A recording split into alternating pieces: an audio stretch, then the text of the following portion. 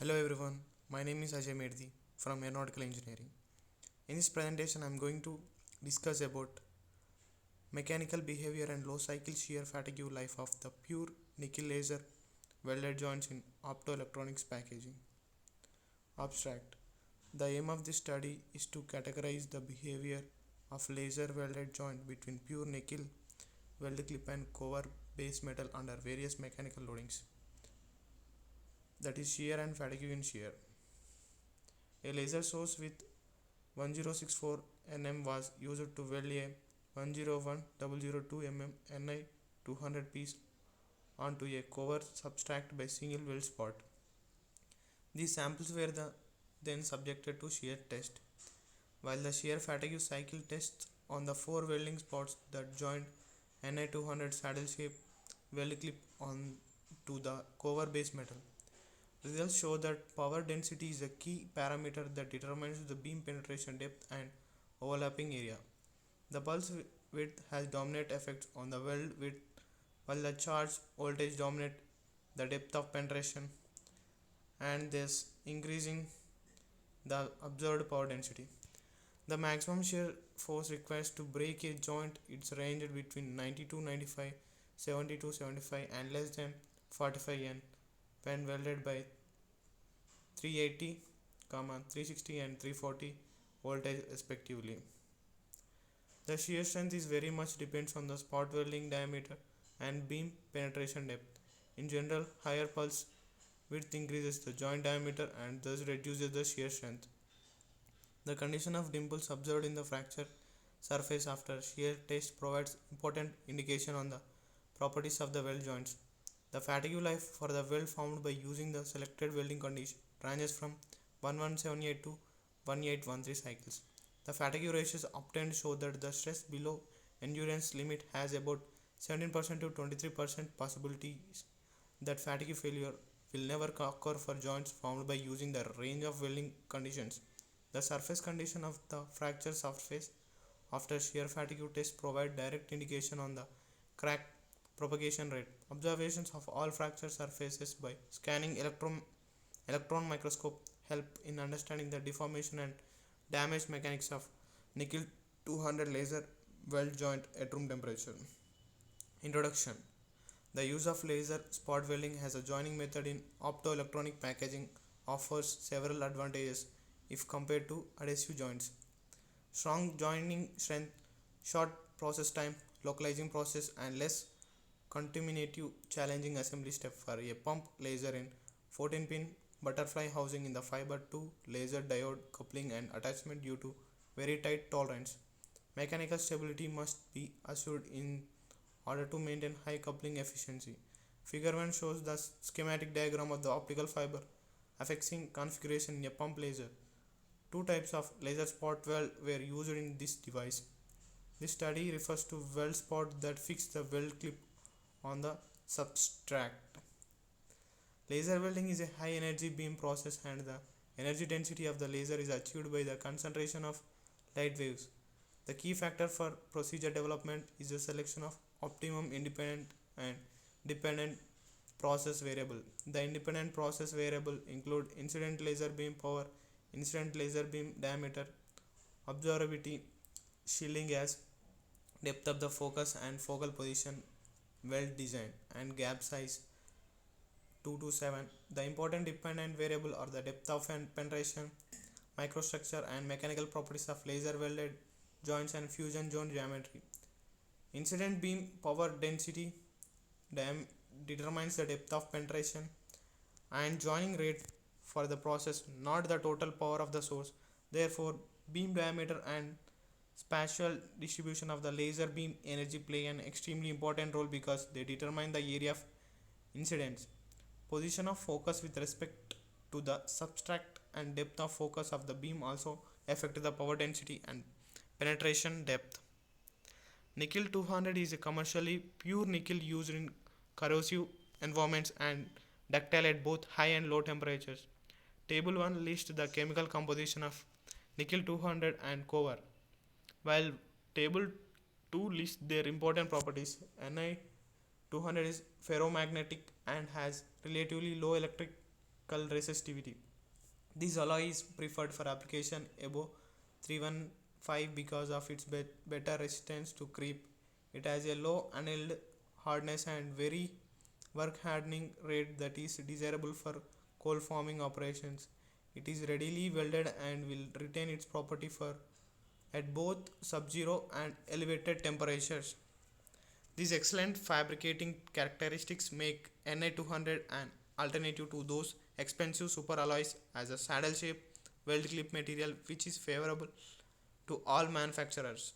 However, its possibilities, weld joint properties, and reliability have yet to be widely reported. Important changes occur in mechanical and meteorological properties of the spot weld areas and heat affected zones. Welding introduces a self-balancing residual stress system in and around the weld. The magnitude of residual stress varies depending on the welding conditions, material, and joint constraint.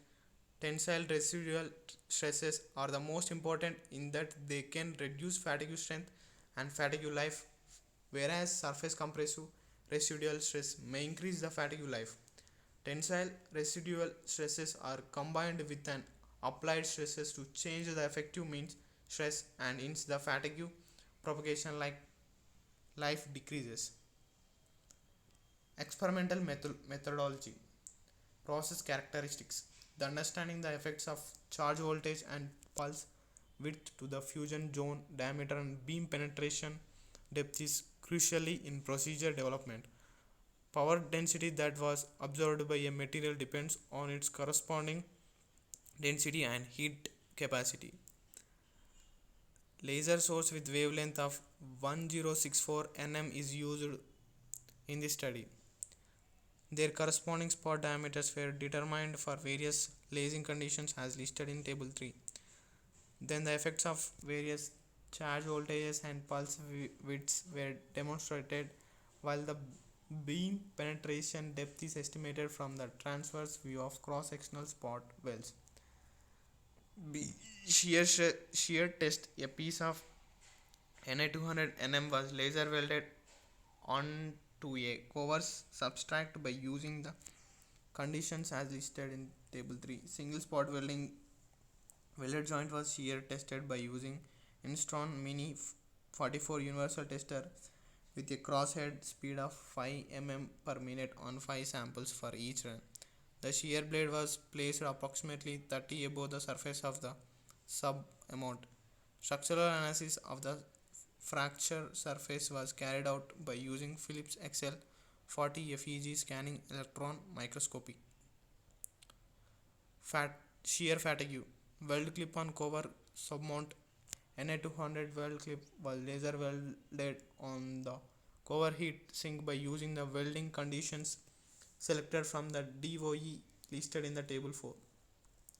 The shear cyclic fatigue testing was performed using Instron Mini 44 universal tester with step up. The displacement controlled shear fatigue tests were performed with peak displacement of 0.2 mm at a cross head speed of 5 mm per minute. The shear peak loading of change with the time was recorded at each shear cycle. In this study, the fatigue lifetime of laser welded joints is characterized using the parameter. The cycle after which the peak loading drops to 50% of that of the initial cycle is defined as the fatigue life.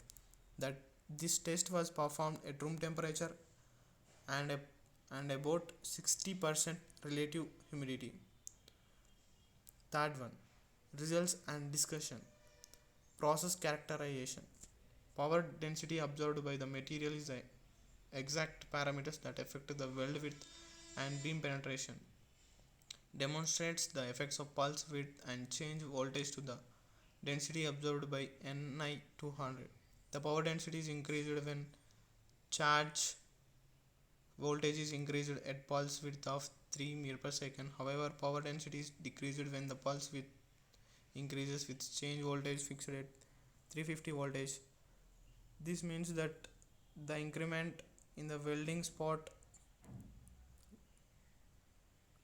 diameter is larger than in beam penetration when pulse width is increased and the increment in the beam penetration is larger with when change voltage is increased. In addition, the power density is directly proportional to output and inverse proportional to the surface area of the fusion zone.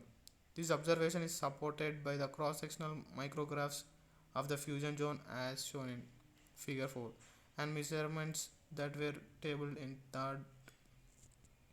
Therefore, pulse width has bigger effect to the weld spot diameter while charge voltage has more influence on the beam penetration depth. Conclusion: shear test results help in determining the best suit parameters for various material combinations. However, 4 laser spot welds together is considered out of the range of testing ability, and it is always not a wise move to test a relatively small device with very high applied force. Therefore, fatigue test is employed because of its ability to test and detect failure at low stress level. These properties are important in understanding the effects of the pulse width and charge voltage to the weld joints mechanical properties, that is strength and stability reliability. Consequently, the proper welding conditions are selected for this materials combination based on the properties that one is looking for. First one, higher charge voltage will produce stronger weld joints with higher fatigue lifetime, while high charge voltage with low pulse width induces high shear strength. Pulse width, second one, pulse width has more effect on the weld surface diameter, while charge voltage has bigger influence on the beam penetration depth for the same material. Third one, these weld joints are not purely elastic. They experience certain extent of plastic deformation in the elastic region prior to breakage. Obviously, the breaking surface of these samples are ductile and have experienced great plastic deformations. These weld joints are not purely elastic. They experience some elastic deformation. Fourth one, the elastic life of this selected range of welding conditions for this weld configuration are range between 1178 to 1813 cycles, while the fatigue ratios are range from 17% to 23%. The future study would be the effect of these selected welding conditions to the alignment shift and post weld shift. These mechanical misalignments will change the coupling efficiency of between fiber and laser diode. The other ongoing work is reliability study of these welding joints under various environmental loadings.